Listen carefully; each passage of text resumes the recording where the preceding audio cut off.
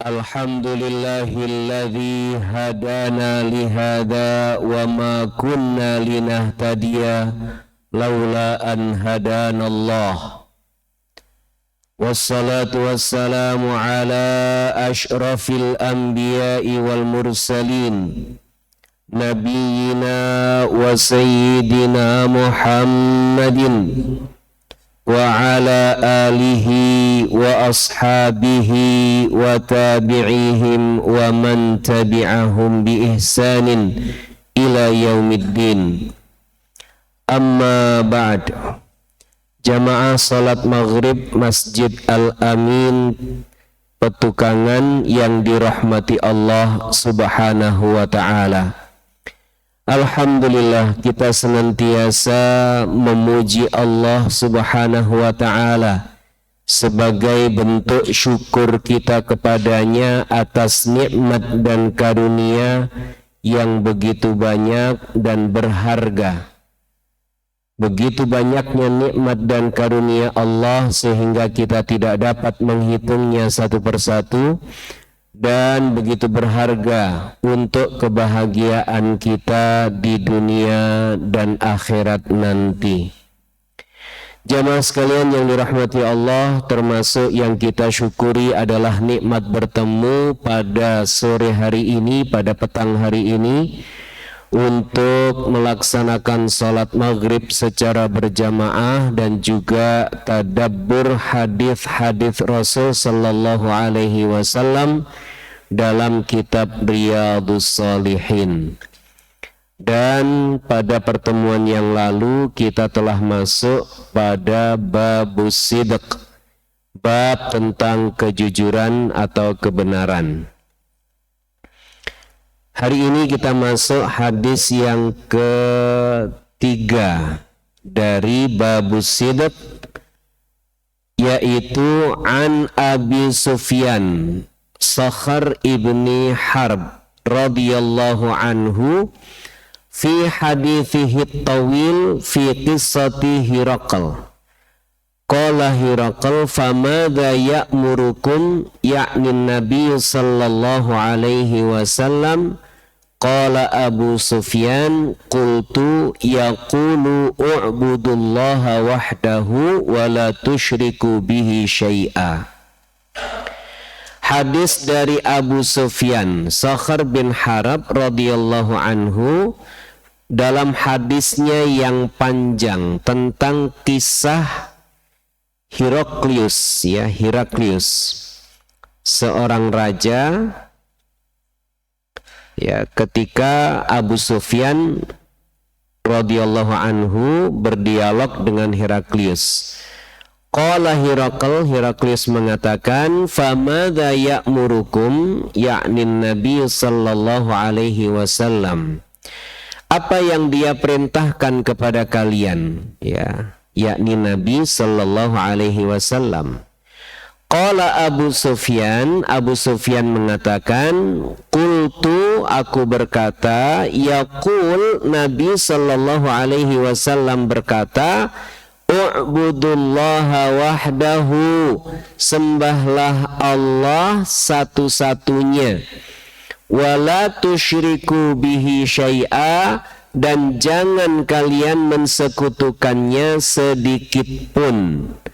Watruku ma yaqulu aba'ukum, dan tinggalkan apa yang dikatakan oleh nenek moyang kalian. Wa ya'muruna bis-shalah, dan dia memerintahkan kita untuk melakukan salat, wasidqi, dan melakukan kejujuran, wal afaf, dan menjaga diri, wasilati, dan memerintahkan untuk menjaga hubungan, silaturrahim. Muttafaqun alaihi. Hadis diriwayatkan oleh Bukhari dan Muslim. Jamaah sekalian yang dirahmati Allah, bahwa potongan hadis yang panjang ini adalah terletak pada intinya apa yang Rasul sallallahu alaihi wasallam perintahkan kepada kita semua, yaitu beribadah hanya kepada Allah yang Maha Esa. dan tidak mensekutukannya sedikit pun. Ya, termasuk ya syirik yang paling kecil sekalipun tidak boleh kita lakukan. Apa syirik yang paling kecil? Yaitu ar-riya, ya, beribadah dalam rangka pamer kepada orang lain, ya, atau beribadah dalam rangka mencari ridhonya manusia. Dan ini termasuk syirik. Kenapa? Karena seharusnya yang kita cari hanya ridhonya Allah. Dan ketika ada orang yang beribadah dan mencari ridhonya manusia, ini sama dengan menyekutukan Allah. Ya, menyamakan, ya, cari ridho itu kepada orang lain, ya, menyamakan yang seharusnya hanya ridho Allah yang kita cari. Lalu watruku ma yaqulu abaukum, dan meninggalkan apa yang dikatakan oleh nenek moyang kalian. Dalam beragama, ya, dalam beragama kita harus menjalankan sesuai dengan yang diperintahkan oleh Allah dan juga oleh Rasulnya, termasuk yang dicontohkan oleh Rasul Sallallahu Alaihi Wasallam. Bukan berdasarkan apa yang turun-temurun, ya, bukan berdasarkan adat istiadat yang kita dapatkan dari nenek moyang kita, tetapi berdasarkan penjelasan, ya, atau perintah dari Allah dan Rasulnya. Maka kalau kita sekarang ditanya, kenapa kamu Islam? Jawabannya bukan karena keluarga saya orang Islam. Menjaga kemuliaan Islam bukan karena kita berasal dari keluarga yang terkenal Islamnya baik. Misal kalau ada di antara kita, ya, ini berasal dari keluarga yang secara keturunan, misalnya keluarga kiai, ya, atau keluarga ustadz, menjalankan atau menjaga kemuliaan agama kita itu bukan karena kita berasal dari keluarga kiai atau keluarga ustadz, tapi karena memang, ya, kita diperintah untuk menjaga kemuliaan Islam ini, ya.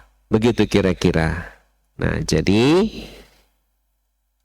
yang Allah perintah, yang Rasul perintahkan adalah meninggalkan apa yang dikatakan oleh nenek moyang kalian. Wa ya'muruna bis-shalah, dan juga selain itu Rasul Shallallahu Alaihi Wasallam memerintahkan kita untuk menjaga sholat kita, wasidqi, dan juga menjaga kejujuran kita, as-sidq, wal afaf, dan juga menjaga diri, ya, menjaga kemuliaan diri kita, al afaf, menjaga dari perbuatan-perbuatan dosa, ya, perbuatan maksiat, wasilati, dan Rasul juga memerintahkan kita untuk menjaga hubungan.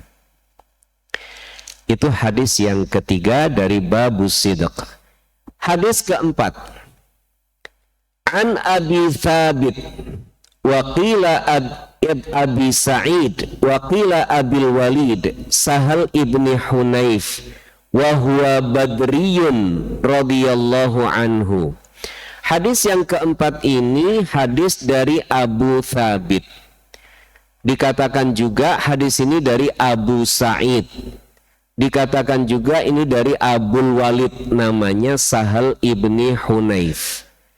Wahwa Badriyun, Sahal ibni Hunayf ini adalah orang yang menyaksikan perang Badar. Maksudnya ikut serta dalam perang Badar.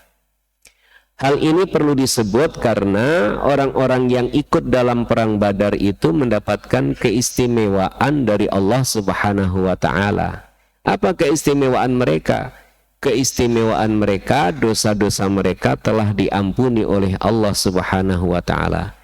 Juga disebutkan bahwa mereka itu, ya, sudah termasuk dijamin masuk surganya Allah Subhanahu wa Ta'ala.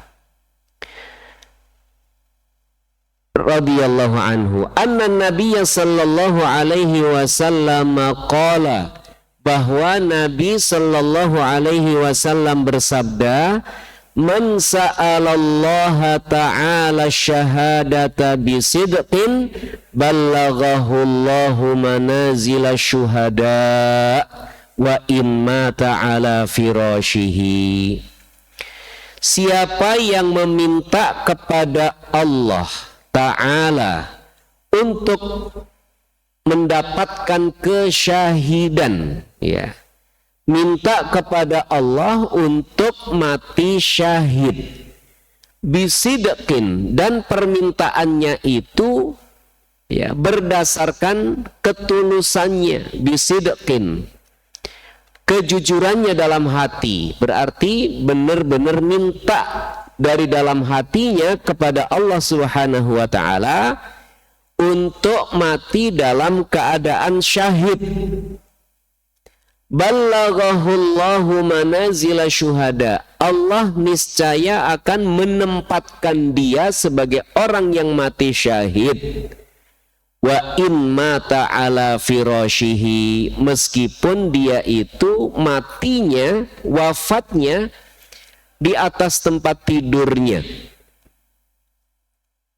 Subhanallah, ya, ini karena sidq, ya, karena kejujuran dari dalam hatinya. Dan ini menjadi peluang buat siapapun, termasuk yang hidup pada zaman sekarang ini, ya. Kita mungkin merasa kayaknya nggak bakal ketemu perang, gitu ya, sehingga mungkin ada yang merasa kayaknya kita susah mendapatkan mati syahid karena nggak ada perang, ya. Meskipun ya sekarang kalau mau pergi ke Rempang bisa jadi itu juga syahid tuh, ya. Ada yang daftar barangkali, iya, daftar doang, sampai di sana juga diusir lagi gitu, ya. Sampai di sana bisa jadi di bulldozer gitu, ya, atau dipiting. Nah, jamaah sekalian yang dirahmati Allah, ternyata untuk mendapatkan mati syahid tidak harus melalui perang, dan peluang mati syahid itu bisa, ya, kita peroleh. Nanti takdir Allah yang akan menentukan. Meskipun kita ditakdirkan wafat di atas tempat tidur, ya, seperti Khalid bin Walid, ya. Khalid bin Walid itu subhanallah, beliau selalu dalam perang itu minta supaya mati syahid. Namun ternyata wafatnya di atas tempat tidur, bukan pada saat perang. Ya, melihat hadis ini tentu Khalid bin Walid ini termasuk mati syahid. Apalagi ketika wafat, ya, ditemukan dalam tubuhnya itu tidak kurang dari 70 bekas sayatan pedang, bekas tombak, bekas panah, itu semuanya adanya di depan, nggak ada yang di belakang. Artinya apa? Maju terus. Ya, dalam perang itu maju terus. Ini betul-betul menunjukkan bahwa Khalid bin Walid itu ingin mati syahid. Namun ternyata takdirnya, ya, takdir wafatnya di atas tempat tidur. Kita kalau sekarang kita benar-benar meminta kepada Allah, ya Allah, saya minta mati syahid. Nanti cara Allah yang akan menetapkan. Ya, mungkin saja dulu ada wali kota Bandung yang mengodet wafat dalam keadaan suci. Dia berwudu, sholat, mau menjelang sholat Jumat, ya. Ketika sudah di masjid, dia itu akan berkhutbah. Sampai di masjid, beliau sholat sunnah tahiyatul masjid. Setelah sholat sunnah tahiyatul masjid itulah kemudian sakit dan dilarikan ke rumah sakit dan wafat. Subhanallah. Bisa jadi semasa hidupnya itu beliau minta mati syahid, ya. Dan Allah takdirkan wafatnya dalam keadaan sangat baik. Ada orang-orang yang wafat dalam keadaan sedang beribadah. Ada yang lagi sholat, nggak bangun-bangun ya ketika sujud. Ada yang sedang ceramah ya di Kebon Nanas Jakarta Timur, itu ada yang sedang ceramah dan ceramahnya itu bicara tentang kematian. Belum selesai ceramah beliau wafat. Subhanallah ya. Mungkin itu cara-cara Allah yang Allah takdirkan untuk orang-orang yang dengan tulus meminta supaya mati syahid. Ya, bisa saja ini diantara kita sudah minta mati syahid, ternyata pas mengikuti kajian nggak diantarkan pulang, tapi diantarkan ke rumah sakit untuk dideteksi, ternyata sudah nggak ada. Itu sangat mungkin, dan itu fisabilillah, gitu ya, berada di jalan Allah. Kita semua berada di jalan Allah insya Allah. Man kharaja fi talabil ilmi fahuwa fisabilillah. Siapa orang yang sedang keluar untuk mencari ilmu, maka dia berada di jalan Allah. Nah, subhanallah, yang penting sekarang dari dalam hati kita, kita motivasi diri kita untuk bisa mati syahid.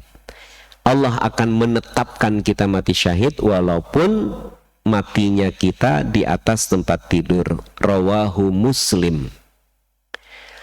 Hadis yang kelima, an Abi Hurairah radhiyallahu anhu, dari Abu Hurairah radhiyallahu anhu, qala, dia berkata, qala Rasulullah sallallahu alaihi wasallam, Rasulullah sallallahu alaihi wasallam bersabda, ghaza nabiyyun minal anbiya. Jadi Rasulullah bercerita tentang ada seorang nabi ya, dulu beliau keluar untuk berperang. Ya, ghaza nabiyyun minal anbiya, seorang nabi dari para nabi keluar untuk perang. Ya, salawatullahi wassalamuhu alaihim. Faqala liqaumihi, lalu nabi ini berkata kepada kaumnya. Jadi sebelum berangkat perang, nabi ini mengatakan kepada kaumnya. Apa yang beliau katakan? La yatba'anni rajulun malaka bud'a imro'atin. Tidak boleh mengikutiku, ya, mengikuti perang ini. Siapa? Orang yang habis nikah dan belum mendatangi istrinya. Ya, habis nikah belum mendatangi istrinya. Mendatangi, faham ya? Saya nggak usah perjelas maksud mendatangi, ya. Ya, saya khawatir ada yang sudah khatam terus lupa apa istilah mendatangi itu ya. Mendatangi, mencampuri istrinya, ya, sudah akad nikah tapi belum bercampur dengan istrinya. Wa huwa yuridu an yabniya biha walamma yabni biha wala ahadun bana buyutan lam yarfa sukufaha. Yang kedua yang nggak boleh ikut perang ini adalah orang yang sedang membangun rumah tapi dia belum memasang atapnya. Ya, lagi bangun rumah sudah tinggi tapi belum memasang atapnya, dia nggak boleh ikut juga. Kemudian wala ahadun ishtara ghanaman, ya. Dan yang nggak boleh ikut juga adalah seseorang yang telah membeli seekor kambing, au khalifatin, atau membeli unta-unta betina yang sedang bunting. Wa huwa yantaghiru auladaha. Dan orang ini, ya, pemilik kambing atau unta ini sedang menunggu kelahiran anak-anak kambingnya dan untanya. Ya. Faghaza fadana minal qaryah. Maka tiga orang ini tidak boleh ngikut, ya. Tiga orang itu maksudnya tiga golongan yang karena tiga sebab tadi itu. Ini menunjukkan bahwa perang ini, berjuang di jalan Allah ini betul-betul dilakukan oleh orang-orang yang tidak ada gangguan secara duniawi. Ya, tidak ada gangguan secara duniawi. Khawatirnya lagi perang, fokusnya mikirin istrinya yang belum didatangi, atau mikirin rumah yang belum naik atapnya, atau mikirin hewan ternaknya yang akan melahirkan itu. Ini mirip dengan apa yang Rasulullah arahkan kepada kita. Kita kalau lagi mau sholat, tapi kemudian hidangan makanan kita itu sudah tersedia, mana yang kita dulukan? Makan dulu, ya. Betul seperti itu. Ya, betul seperti itu. Supaya apa? Ketika sholat, fokusnya kita sholat, tidak terganggu oleh urusan duniawi kita. Apalagi kalau sudah melihat lauknya gitu ya. Ya, sudah melihat lauknya, wah mantap kali ini ya. Iya. Sudah gitu, yang akan makan jumlahnya orangnya banyak. Makin mikir tuh, bisa nggak kebagian ini nanti kan gitu ya. Nah, maka arahannya adalah lakukan makan dulu, gitu ya. Ini termasuk dalam berjuang di jalan agama Allah. Ini dilakukan oleh orang-orang yang fokus dalam perjuangannya dan tidak ada gangguan-gangguan duniawi. Faghaza, lalu pergilah berperang Nabi ini bersama pasukannya. Fadana minal qaryah, lalu mendekati sebuah kampung, ya, sebuah negeri. Salat al-asr, ya, tiba di negeri itu waktunya sudah mepet ke waktu asar. Au qariban min dzalika, atau dekat dengan waktu itu. Faqala lisyams, maksudnya waktu asar hampir habis gitu. Ya.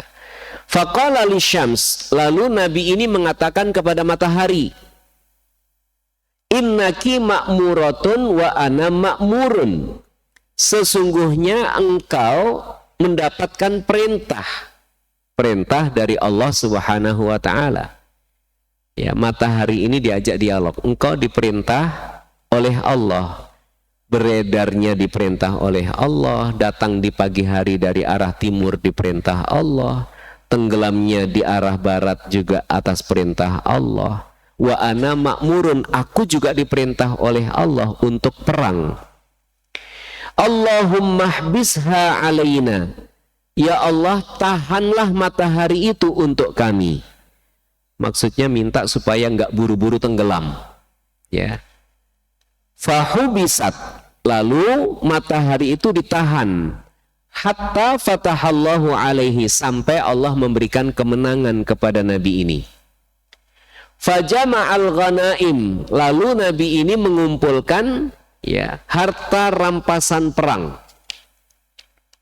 Faja'at, yakni an-nar litakulaha falam tat'amha, lalu datanglah api, ya, datanglah api, ya, untuk memakan harta rampasan perang itu. Falam tat'amha, tetapi api itu tidak memakannya. Kenapa kok dimakan api? Ini pertanda bahwa harta itu halal kalau sampai api mau memakan harta itu. Ini mirip kisahnya Qabil dan Habil saat Allah perintahkan mereka berdua untuk berkorban. Ya, waktu itu Qabil, ya, sebagai petani, dia berkorban dengan hasil panennya yang nggak bagus, ya, yang udah afkir, yang jelek-jelek itu justru untuk berkorban. Sementara Habil ini adalah seorang peternak, dan dia mengorbankan kambingnya, ya, yang gemuk. Dan setelah diletakkan, maka yang dimakan oleh api, ada api yang datang dari langit kemudian memakan kambing gemuknya milik Habil. Ini pertanda korban yang diterima adalah korbannya Habil. Nah, kira-kira begitu, ya, ini gambarannya. Dan ternyata harta rampasan itu tidak dimakan oleh api. Faqala inna fikum ghululan, sesungguhnya di antara kalian ini ada yang berkhianat, kata Nabi ini. Falyubayi'ni min kulli qabilatin rajulun, maka hendaklah ada dari setiap suku, dari setiap kabilah berbaiat kepadaku, ya, berjanji setia, berbaiat kepadaku. Falaziqat yadu rajulin biyadihi, lalu ada seorang lelaki yang datang kepada Nabi ini kemudian menempelkan tangannya, ya, kalau bahasa kita berjabat tangan, ya, dan berbaiat. Faqala, lalu Nabi ini mengatakan, fikum ghulul, di antara kalian ada orang yang berkhianat, ya, maksudnya nggak jujur. Fal tubayi'ni qabilatuka, maka hendaklah kabilahmu berbaiat kepadaku. Falaziqat yadu rajulaini aw thalathatin biyadihi, lalu setelah itu ada dua atau tiga orang yang datang menyalami Nabi ini, yang menempelkan tangannya kepada tangan Nabi ini. Faqala, lalu Nabi ini mengatakan, fikum al-ghulul, di antara kalian ada yang berkhianat. Faja'u bi ra'sin mithli ra'si baqaratin minadz zahab, ya. Ini karena api tidak memakan harta rampasan tadi itu, maka ini dipastikan ada yang berkhianat, ya. Maka setelah diambil baiat beberapa orang tadi itu, lalu ada yang membawa kepala seperti, ya, mirip seperti kepala sapi, ya, terbuat dari emas, ya, terbuat dari emas. Fawadha'aha, lalu diletakkanlah kepala sapi yang terbuat dari emas ini di tengah-tengah harta rampasan yang lain. Nah, ternyata betul ada yang berkhianat, ada yang ngumpetin gitu istilahnya. Ya, ada yang ngumpetin. Kalau bahasa sekarang ini nggak jujur. Ini kenapa terjadi gitu ya? Sampai kemudian memakan korban. Faham maksud saya yang saya omongin? Sampai memakan korban, diumpetin. Meskipun akhirnya ketahuan, ya, ketahuan siapa biangnya gitu. Saya nggak usah sebut ya. Insya Allah semuanya udah dapat berita. Udah dapat berita belum? Udah ya, berarti satu grup sama saya. Satu grup WA sama saya berarti yang udah dapat. Oke. Iya, bilang belum supaya saya sebut begitu ya. Habis ini pengurus masjid dipanggil ya. Bukan saya yang dipanggil, pengurus masjid. Kenapa kamu datangkan ustadz yang model begitu gitu? Oke. Lalu faja'atin naru fa'akalatha, setelah, ya, emas yang seperti bentuk kepala sapi tadi diletakkan di antara harta rampasan perang tadi itu, maka api datang dan memakannya. Ini menunjukkan, ya, bahwa harta rampasan itu halal gitu ya. Falam tahillal ghanaimu li ahadin qablana. Ya, maka harta rampasan itu belum halal, ya, sebelum kita. Artinya dulu-dulu kalau ada perang, ada harta rampasan itu bukan termasuk yang boleh dimakan gitu ya. Tsumma ahallallahu lanal ghanaim. Kemudian Allah Subhanahu wa taala menghalalkan harta rampasan perang itu. Lamma ra'a dha'fana wa ajzana fa ahallahallahu lana. Maka setelah Allah melihat kelemahan kita, ya, fa ahallaha lana, maka Allah menghalalkannya untuk kita. Dan alhamdulillah untuk kita sekarang ini harta rampasan halal, ya. Termasuk yang dijelaskan dalam surat Al-Anfal, ya. Surat Al-Anfal itu bicara tentang harta rampasan perang dan bagaimana membagikan harta rampasan perang. Wallahu a'lam bissawab. Saya kira ini, silahkan kalau ada yang mau didiskusikan. Silakan bagi jamaah yang ingin bertanya tadi. Ya. Pak Haji Maswardi. Assalamualaikum warahmatullahi wabarakatuh. Waalaikumsalam warahmatullahi Pak wabarakatuh. Ustadz, keluarga kita semua dalam lindungan Allah SWT. Amin ya rabbal alamin. Pak Ustadz, tadi tentang syirik kecil ya, ya. Mama kita sudah mengalami mama saya baru pulang dari umroh umpamanya. Terus saya cerita dengan seseorang yang dia nggak tahu bahwa kita baru pulang dari umroh umpamanya. Ceritakan bahwa niatnya sih untuk dia tertarik juga untuk ke sana. Apakah kita tanpa dia minta, tapi kita beritahu bahwa melaksanakan ibadah umroh itu atau haji atau apa itu baik, bagus itu.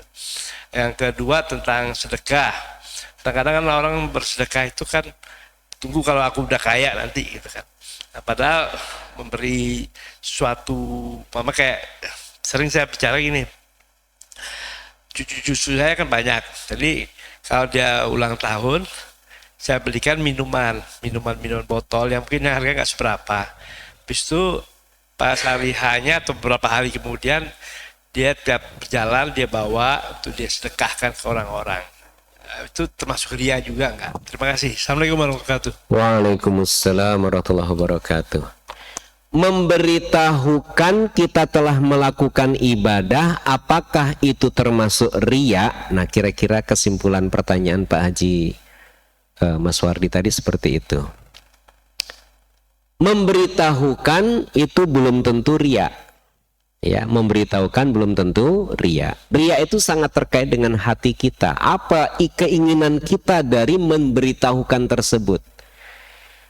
Orang berumroh memberitahu orang lain, apakah itu ria? Ya, sangat tergantung. Ketika memberitahu itu, ya, tujuannya adalah untuk pamer, ya, supaya terlihat bahwa kita ini adalah orang yang taat, orang yang soleh, atau orang yang berduit, atau mungkin ya supaya orang itu melihat bahwa kita ya orang yang pandai memprioritaskan.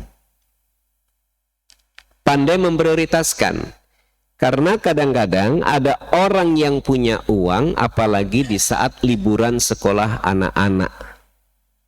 Ya, ketika kita mengatakan daripada saya jalan-jalan ke Singapura, daripada saya jalan-jalan ke Hawaii atau ke Australia, lebih baik saya umroh gitu. Nah, ketika mengatakan seperti ini tuh tujuannya apa? Ya, apakah tujuannya supaya orang melihat bahwa kita ini adalah orang yang pandai memprioritaskan, atau ya ngajarin orang, yuk kita kalau punya harta kita prioritaskan untuk ibadah, bukan untuk sekedar jalan-jalan. Ya, bisa saja niatnya adalah memotivasi orang. Ya, mudah-mudahan seperti itu, sehingga dan mudah-mudahan itu tidak termasuk dalam kategori riya. Jadi lebih kepada niat kita itu apa sebenarnya? Pamer, pengen dilihat orang. Mungkin saja ada cuma sekedar ngasih tahu, gitu ya. Nah, ini supaya orang tahu. Nah, ini juga hati-hati. Ini bisa jadi masuk kategori riya. Orang tadinya nggak tahu, ya kemudian ya ngasih tahu. Termasuk sedekah sama juga seperti itu. Ya, apalagi sedekahnya itu meskipun diem-diem melalui orang yang kita tahu orang ini suka cerita. Jadi kita titipnya tuh ke orang yang kita pilih. Ini kalau nitip ke dia, dia pasti akan cerita ke yang lain-lain gitu. Dengan pakai prinsip yang penting bukan saya yang cerita. Yang penting bukan saya yang cerita, tapi yang cerita orang yang kita titipin, orang yang kita suruh tadi itu. Ya, jadi pernah kejadian juga. Ini masjid minta sumbangan ke warga sekitar. Ini di dekat saya ya, jadi bukan di sini, di daerah sana. Jadi ketika diedarkan list ya, kemudian orang ini nulisnya hamba Allah. Kemudian kepada yang pengurus masjid yang datang kepada dia dikasih tahu, nih yang hamba Allah ini saya loh ya.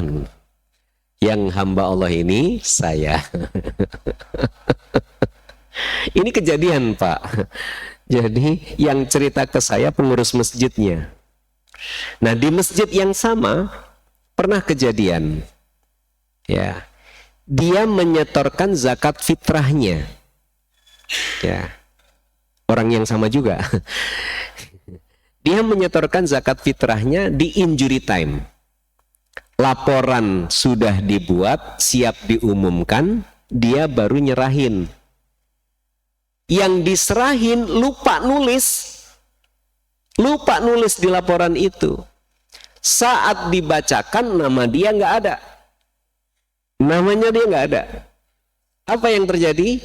Diminta lagi tuh. Diminta lagi, mungkin diserahin sendiri. Ya, diserahin sendiri. Ya, kepada fakir miskin. Tapi masalahnya karena nggak dibaca, kemudian tidak dipublikasi, ya, tidak diketahui oleh orang, diminta lagi. Ya, mudah-mudahan ya ini bukan termasuk riya ya, tetapi kok rasanya kenapa harus orang itu tahu gitu loh. Yang penting kan yang tahu itu adalah Allah, bukan orang. Di situ riyanya tuh. Karena nggak ridho kalau orang nggak tahu, itu nggak ridho. Ya, termasuk sedekah itu adalah ketika misalnya kita menghilangkan persepsi orang. Ya, menghilangkan persepsi orang. Orang mungkin punya persepsi tentang kita adalah bakhil gitu ya. Misalnya kita terkenal bakhil di masyarakat kita. Nah, kemudian kita bersedekah ini untuk menghilangkan persepsi bakhil yang masyarakat labelkan ke kita. Hati-hati, itu juga bagian dari riya. Ya. Ingin dilihat sebagai orang yang dermawan. Nah, ini termasuk riya. Wallahu a'lam bishawab. Begitu Pak Haji Maswardi. Silakan kalau masih ada. Pantesan maju ya, rupanya. Pertanyaannya yang beda aja nih Pak. Assalamualaikum warahmatullahi wabarakatuh. Waalaikumsalam warahmatullahi wabarakatuh. Mohon izin bertanya Pak Ustadz, bagaimana cara menghilangkan syirik di lingkungan masyarakat kita yang terutama tradisi adat istiadat yang dari nenek moyang itu tadi kan, sedangkan tradisi nenek moyang itu sudah mengakar sekali di Indonesia seperti larung saji, larung bumi, sedangkan itu sedekah haud, sedekah seperti itulah. Jadi bagaimana menghilangkan tradisi syirik itu? Terima kasih. Cara menghilangkan syirik tentu mengajak masyarakat kita untuk semangat mencari ilmu. Ini alhamdulillah masjid kita ini memfasilitasi masyarakat untuk belajar. Ya, sehingga masyarakat faham dan bisa membedakan tradisi-tradisi yang bernuansa syirik, ya, itu dikaji dalam majelis-majelis ilmu dan mengajak masyarakat untuk lebih memprioritaskan Allah, ya, dibandingkan memprioritaskan selain Allah. Karena banyak tradisi-tradisi itu yang turun-temurun, ya, turun-temurun dan sulit untuk dihilangkan karena takut omongan orang.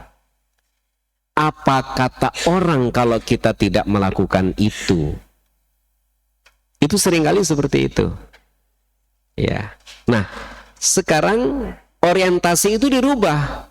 Apa kata Allah kalau kita tidak meninggalkan tradisi buruk itu?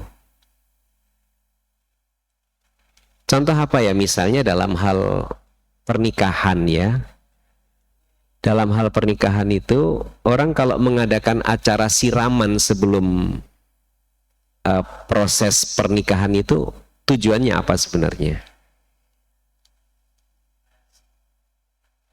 Apakah ada unsur-unsur keyakinan-keyakinan yang bernuansa syirik atau bermakna syirik atau tidak? Ya. Kadang-kadang dibungkus dengan kata kualat. Kalau nggak melakukan nanti kualat. Kualat itu takut ada bencana yang dialami, yang akan terjadi. Nah, padahal bencana terjadi atau tidak itu adalah ketetapan Allah. Ya. Jadi dibungkus dengan kata-kata kualat. Nah, ini hati-hati terhadap hal demikian. Kalau ada kata-kata kualat itu biasanya ada keyakinan-keyakinan yang tidak baik. Seperti larung, ya, larung hasil panennya di laut misalnya. Itu juga termasuk ada keyakinan-keyakinan takut terjadi musibah atau bencana. Nah, ini sudah hampir dipastikan ada unsur syirik di sini. Iya, kalau ini malah syirik besar. Gitu ya. Jadi ayo kita semangati orang-orang ya, masyarakat kita untuk hadir di majelis-majelis ilmu. Begitu kira-kira ya. Wallahu a'lam bishawab. Sudah masuk waktu Isya dan kita cukupkan dengan kafaratul majlis. Subhanakallahumma wa bihamdika asyhadu an la ilaha illa anta astaghfiruka wa atubu ilaik. Assalamualaikum warahmatullahi wabarakatuh.